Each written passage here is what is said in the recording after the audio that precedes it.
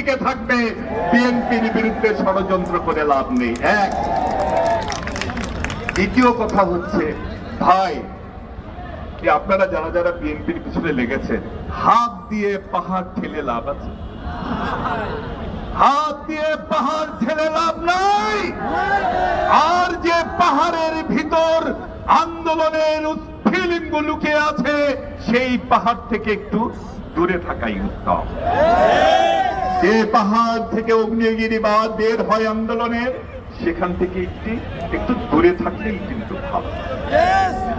আর একটা কথা বলি, হয়তো অহমিকার মতো শোনাবে, কিন্তু অহমিকা আমরা পছন্দ করি না, অহমিকা সাপোর্ট করি না। কিন্তু অনেক সময় সত্য কথা বোঝানোর জন্য কিছু উদাহরণ দিতে হয়। সেই উদাহরণ হিসেবেই আমি বলছি, বিএনপিকে আপনারা যারা ছোট করতে চাচ্ছেন, কতটুকু ছোট করতে পারবেন মনে রাখবেন। হাতি যদি দাঁড়িয়ে না থাকে, যদি শুয়েও থাকে, গরু, ছাগল, ভেড়া, ইন্দুর, বিড়াল এগুলোর থেকে তো অনেক উপরে থাকে।